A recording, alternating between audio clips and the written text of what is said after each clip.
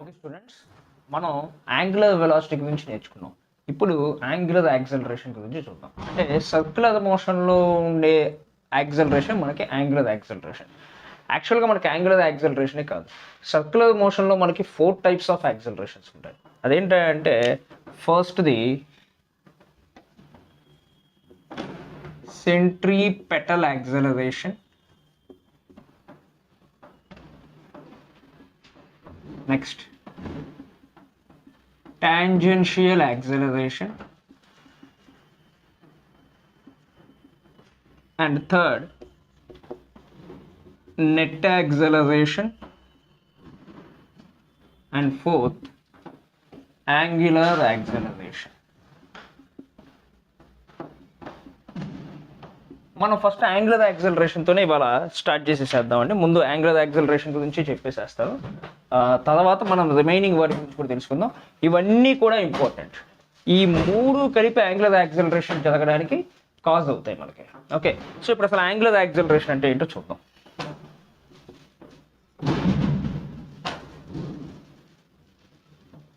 Angular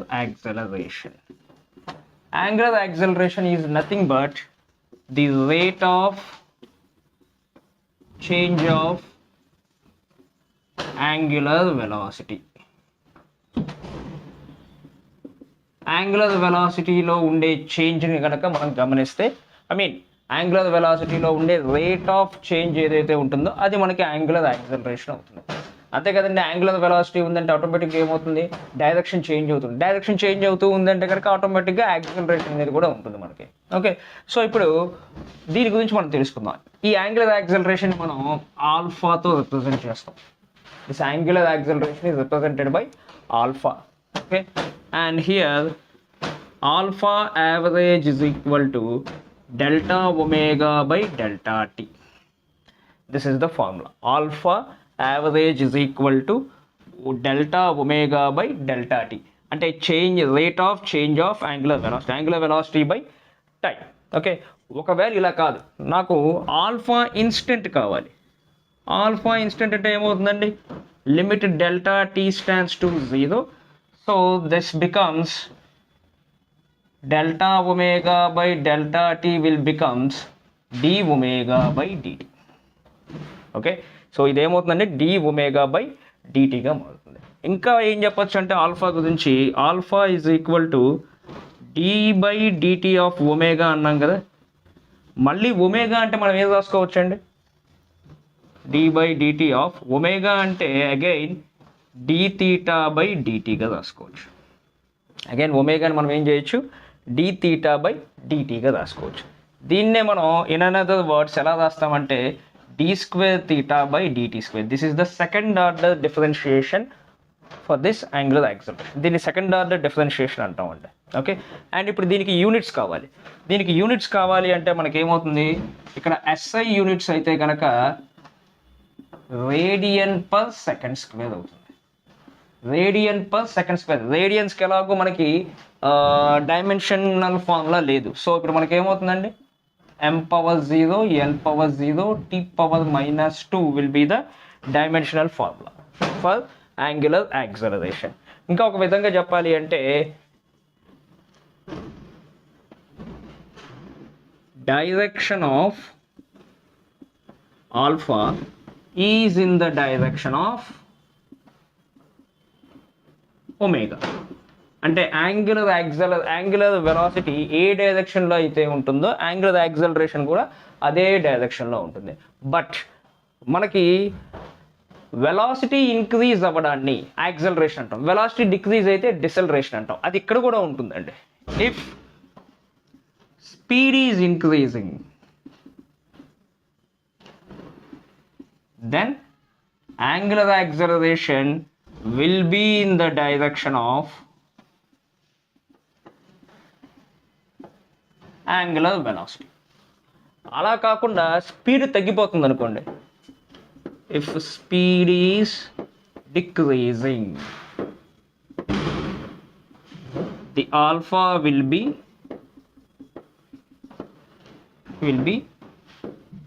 opposite in the direction of omega. Omega ఏ డైరెక్షన్లో ఉందో ఆ డైరెక్షన్కి రివర్స్లో యాక్ట్ అవుతూ ఉంటుంది. Okay, this is about angular acceleration. Okay, ఇప్పుడు ఒకవేళ ఏదైనా పార్టికల్ యూనిఫామ్ వెలాసిటీతో ఉందనుకోండి, if a particle has uniform velocity అంటే ఏంటి, వెలాసిటీ చేంజ్ అవ్వట్ల. వెలాసిటీ చేంజ్ అవ్వకుండా మనకు కుదరదు, ఎందుకంటే ఒక సర్క్యులర్ మోషన్లో ఉంది అంటే కనుక ఆటోమేటిక్గా వెలాసిటీ అనేది చేంజ్ అవుతూనే ఉంటుంది. ఎందుకంటే సపోజ్ మనం ఇక్కడ ఇలా సర్కిల్ని కన్సిడర్ చేసి ఇక్కడ వెలాసిటీ ఉంది అనుకోండి. ఓకే, ఆటోమేటిక్గా ఓకే ఈ డైరెక్షన్లోనేమో మనకి ఒమేగా ఉంటుంది, అలాగే తీటా ఉంటుంది, అండ్ ఇదే డైరెక్షన్లో మనకి యాంగులర్ యాక్సలరేషన్ కూడా ఉంటుంది. But particle has uniform velocity. ఒకవేళ పార్టికల్ కనుక యూనిఫామ్ వెలాసిటీ ఉంది అంటే కనుక angular acceleration will become zero. Angular acceleration అనేది జీరోగా అయిపోతుంది. Okay, this is what about angular acceleration. Okay, ఈ ఒకటి అంటే ఒకవేళ if particle has uniform velocity అని మీకు కాన్సెప్ట్స్లో ఎప్పుడన్నా ఇచ్చాడంటే అప్పుడు యాంగులర్ వెలాసిటీ అనేది మనకి అరైజ్ అవ్వదు, దాన్ని మనం ఏం చేయలేము. ఓకే, అది క్లియర్గా గుర్తుపెట్టుకొని చాలు. ఒకవేళ యాంగులర్ యాక్సలరేషన్ కాన్స్టెంట్ అయిందనుకోండి, అప్పుడు ఏమవుతుంది, మనకి మామూలు మోషన్లో యాక్సలరేషన్ కాన్స్టెంట్ అయితే ఈక్వేషన్స్ ఆఫ్ మోషన్స్ ఉన్నాయి, న్యూటన్ ఈక్వేషన్స్ ఆఫ్ మోషన్. అలాగే ఇక్కడ కూడా మనకి యాక్సలరేషన్ కనుక యాంగులర్ యాక్సలరేషన్ కనుక కాన్స్టెంట్ అయితే మనకి న్యూటన్ లాస్ ఆఫ్ మోషన్స్లో దీన్ని అప్లై చేయొచ్చు. అది ఎలా అప్లై చేయొచ్చో చెప్తా చూడండి.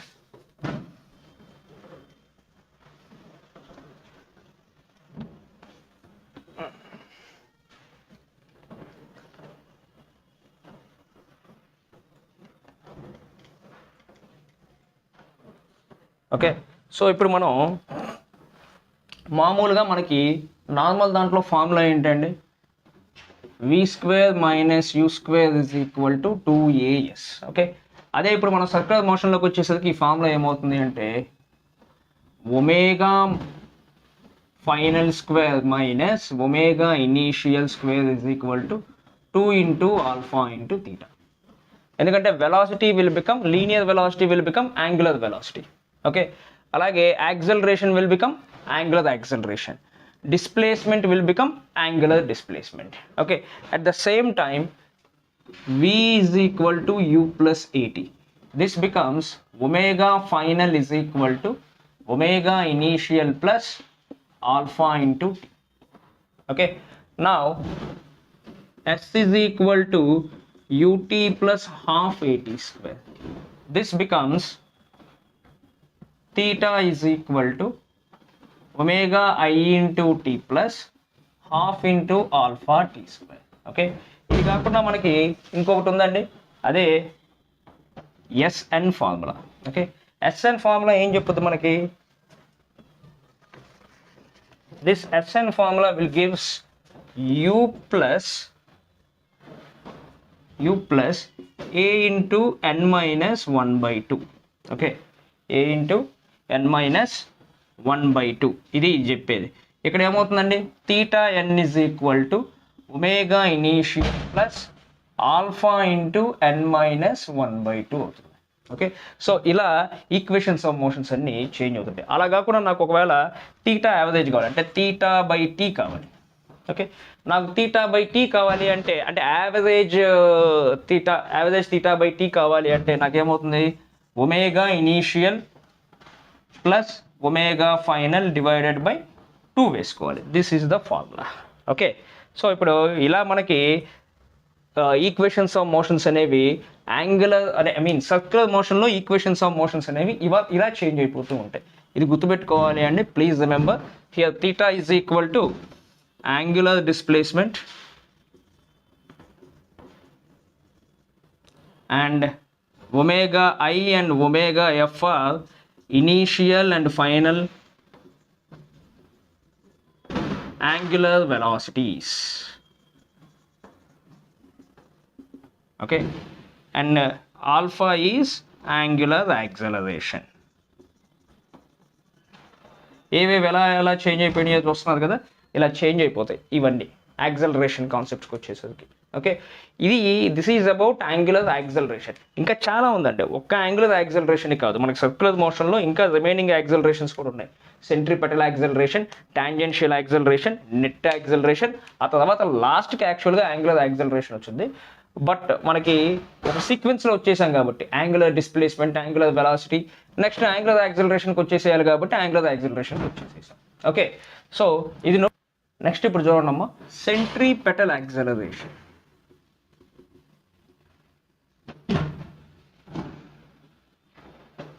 Centripetal acceleration. ఓకే, సో ఇప్పుడు సెంట్రిపెటల్ యాక్సలరేషన్ అంటే ఏంటంటే మనకి మామూలుగా velocity is variable even if the magnitude is same.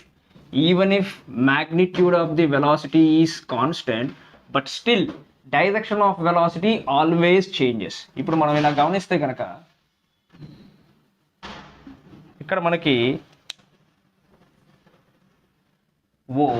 ఇక్కడ మనకి పార్టికల్ అండ్ వెలాసిటీ ఇలా వెళ్తూ ఉంటుందండి. ఓకే, ఇక్కడ మనకి magnitude of the velocity same అయినా సరే డైరెక్షన్స్ చేంజ్ అయిపోతూ ఉంటాయి. ఓకే, ఇందాకే మీకు చూపించాను కదా, ఇప్పుడు ఇలా పెట్టేశాను. ఇలా పెట్టేసినప్పుడు ఏమవుతుంది, మ్యాగ్నిట్యూడ్ ఆఫ్ వెలాసిటీ సేమ్ అయినా సరే ఆటోమేటిక్గా ఏమవుతుంది, డైరెక్షన్స్ చేంజ్ అయిపోతూ ఉంటాయి. డైరెక్షన్స్ ఎప్పుడైతే చేంజ్ అయిపోతున్నాయో మనకి యాక్సలరేషన్ కూడా చేంజ్ అయిపోతూ ఉంటుంది. Okay, and the acceleration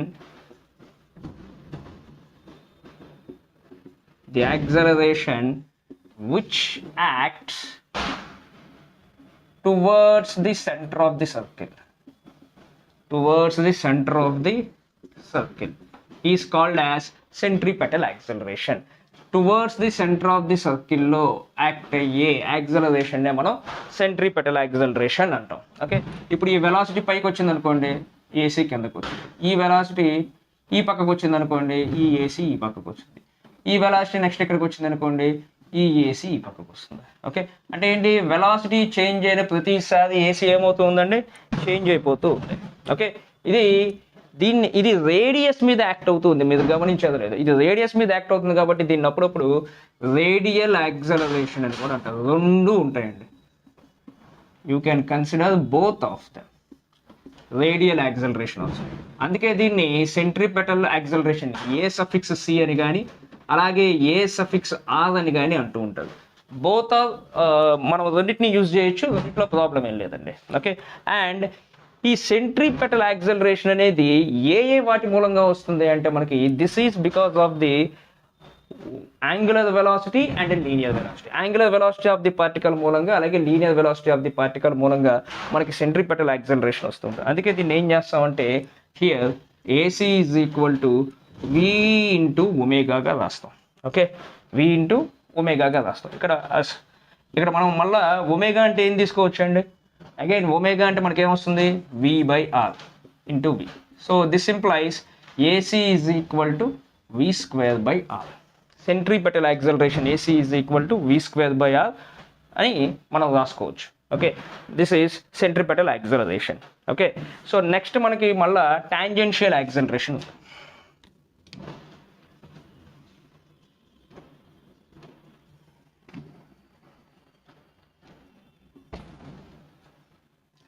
tangential acceleration అంటే ఏముందండి, ఇది డెల్టా వి కాన్స్టెంట్ అయితే సెంట్రిపెటల్ యాక్సలరేషన్ వచ్చింది. ఒక్కొక్కసారి డెల్టా వి కూడా కాన్స్టెంట్ అవ్వదు, డైరెక్షన్తో పాటు మ్యాగ్నిట్యూడ్ ఆఫ్ వెలాసిటీ కూడా చేంజ్ అవుతుంది. Some times both magnitude and directions of velocities will change.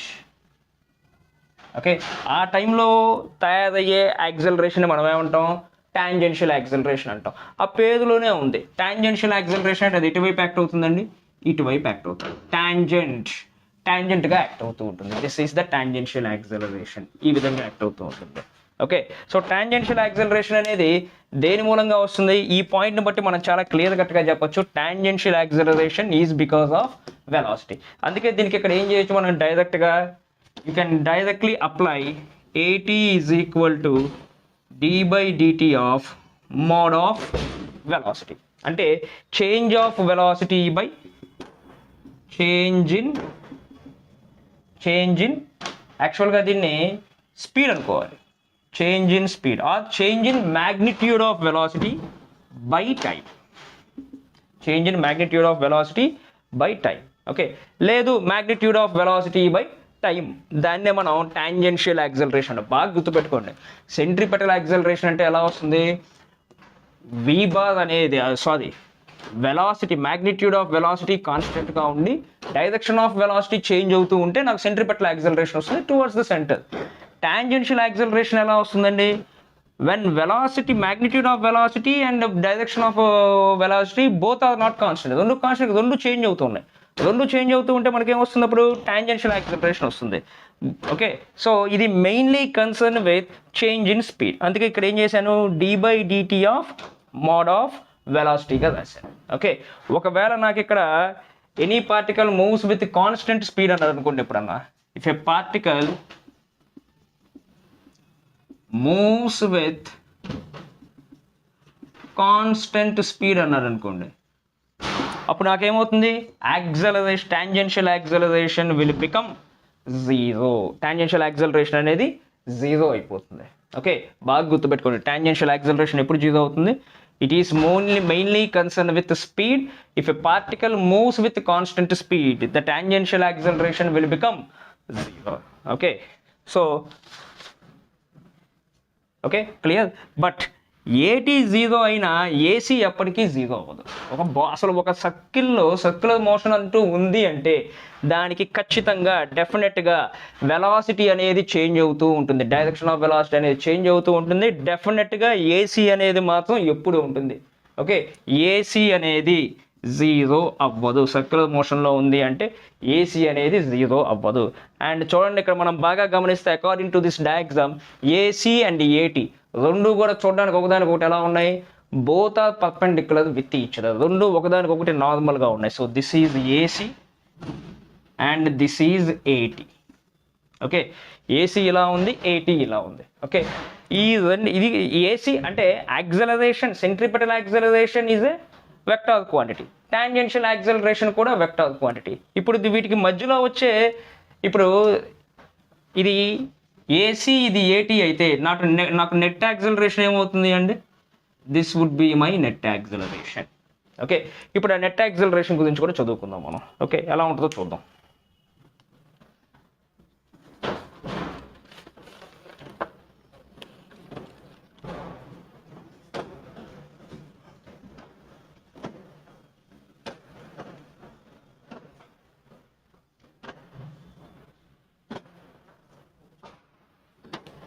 Next net acceleration. ఈ నెట్ యాక్సలరేషన్ దేని మూలంగా వచ్చిందండి, బోత్ టాంజెన్షియల్ యాక్సలరేషన్ మూలంగా అలాగే సెంట్రిపెటల్ యాక్సలరేషన్ మూలంగా. అంటే the acceleration is due to total change. The acceleration due to total change of velocity. వెలాసిటీలో ఉండే టోటల్ చేంజ్ మూలంగా క్రియేట్ అయ్యేదే మనకి నెట్ యాక్సలరేషన్. అంటే ఇప్పుడు సపోజ్ సర్క్యులర్ మోషన్ ఎలా ఉంది, okay, this is the centripetal acceleration and this is tangential acceleration. So net acceleration ఎటు ఉండాలి అండి, ఈ రెండింటికి పర్పెండిక్యులర్గా ఉండాలి. అంటే ఇటువైపు ఎక్కడికో ఉండాలి, అఫ్ కోర్స్ ఇలా ఉంటుంది. మనం వెక్టర్ నోటేషన్స్ తీసుకుంటే కనుక ఒకదానికొకటి పర్పెండిక్యులర్గా ఉంటాయి కాబట్టి if I want net acceleration, a net is equal to, మనం వెక్టార్ ఎడిషన్స్ ఉన్నాయి కదా, according to the vector additions AC square plus AT square plus 2 into AC AT cos 90 degrees వేయాలి.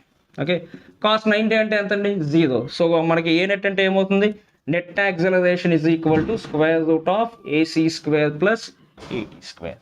ఓకే, ఇది ఏమిస్తుంది మనకి, this is the net acceleration. ఒకవేళ నాకు ఇక్కడ direction కావాలి, డైరెక్షన్ ఆఫ్ ఏ నెట్ కావాలి అంటే, ఇప్పుడు సపోజ్ ఇది నాకు ఇప్పుడు డైరెక్షన్ కావాలంటే నేనేం వేసుకోవచ్చు అండి, tan alpha is equal to, అంటే ఇక్కడ నేను యాంగిల్ కనుక తీసుకుంటే, ఇక్కడ యాంగిల్ ఆల్ఫా కనుక కన్సిడర్ చేస్తే అప్పుడు నాకేమవుతుంది, here tan alpha is equals to AC opposite side by adjacent side, AC by 80 అవుతుంది, ఎందుకంటే ఇక్కడ యాంగిల్ ఆల్ఫా ఇక్కడ 80తో పెట్టా. So this would be my adjacent.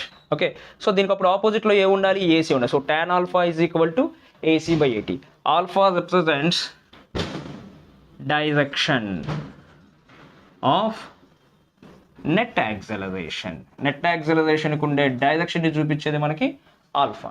Okay, this is total about acceleration in circular motion. Acceleration circular motion quite different from many others. Okay, మనకు only మామూలుగా angular acceleration ఒక దాని గురించి స్టడీ చేస్తాం, అదొకటి కాదండి. మనకి net acceleration, angular acceleration and centripetal acceleration ఇవన్నీ కూడా ఉంటాయి. So this is completely about, అంటే ఇప్పుడు నేను ఇవి చెప్పాను, నెక్స్ట్ వీటి మధ్య రిలేషన్ ఉంది. ఈ రిలేషన్ కూడా తెలుసుకుంటే మనకి కైనమెటిక్స్ ఆఫ్ సర్క్యులర్ మోషన్ అయిపోయినట్టు. నెక్స్ట్ డైనమిక్స్లోకి వెళ్ళిపోవచ్చు. Okay, relation between linear and angular variables. Okay, మనకి relation between linear and angular వేరియబుల్స్లో ఫస్ట్ మనం చూడాల్సింది ఏంటంటే tangential acceleration. Tangential acceleration equal to angular acceleration multiplied by radius vector. Angular acceleration multiplied by radius vector will gives you tangential acceleration. ఇది ఎలా వచ్చింది ఏంటి derivations అని నేను చెప్తానంటే, మనకి నెక్స్ట్ డైనమిక్స్లోకి వెళ్ళినప్పుడు ఉంటుంది ఇదంతా.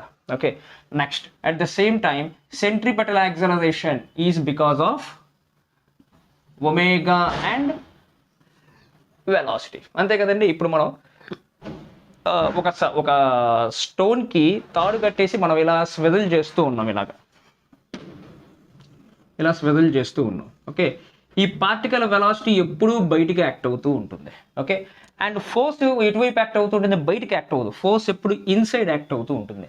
ఫోర్స్ ఇన్సైడ్ యాక్ట్ అవుతూ ఉంది అంటే ఆటోమేటిక్గా మనకి న్యూటన్ లాస్ ఆఫ్ మోషన్ ప్రకారంగా F=ma ఫార్ములా ప్రకారంగా ఫోర్స్ ఎటు సైడ్ యాక్ట్ అయితే మనకి యాక్సలరేషన్ కూడా అటు సైడ్ యాక్ట్ అవ్వాలి. ఇక్కడ ఒక ఫోర్స్ సెంట్రిపెటల్ ఫోర్స్ అనేది towards the centre of the సర్కిల్కి యాక్ట్ అవుతూ ఉంటుంది. ఈ towards the centre of the సర్కిల్కి యాక్ట్ అయ్యే ఫోర్స్ ఇటు సైడ్ ఉంటుంది కాబట్టి దీని మూలంగా జనరేట్ అయ్యే యాక్సలరేషన్ కూడా towards the centre of the circle ఉంటుంది. ఈ పర్టిక్యులర్ యాక్సలరేషన్నే మనం సెంట్రిపెటల్ యాక్సలరేషన్ అంటాం. ఇది దేని మూలంగా వస్తుంది, this is nothing but the ఇది ఒమేగా అండ్ వి మూలంగా జనరేట్ అవుతుంది. ఓకే, సో హియర్ దీని ఎలా ఇక్కడ మళ్ళీ ఒమేగా అంటే ఏం రాసుకోవచ్చు, V/R into v. This gives you V²/R. So టోటల్గా AC is equal to V²/R. Centripetal acceleration is equal to V²/R. ఇక టాంజెన్షియల్ యాక్సలరేషన్ వచ్చింది, సెంట్రిపెటల్ యాక్సలరేషన్ వచ్చింది. ఇంకా నెట్ యాక్సలరేషన్ కావాలి. Here net acceleration is equals to √of AC² plus AT². Already ఇందాకే చెప్పుకున్నాం. Okay, సరిపోతుంది మనకి. Okay, so this is all about relation between linear and angular variables especially in acceleration. Okay, ఇక్కడతో మనకి kinematics of circular motions అయిపోయినాయి అండి. Next we will go with dynamics of circular motion. Okay, చాలా బాగుంటుంది, interesting topic కూడా. Okay.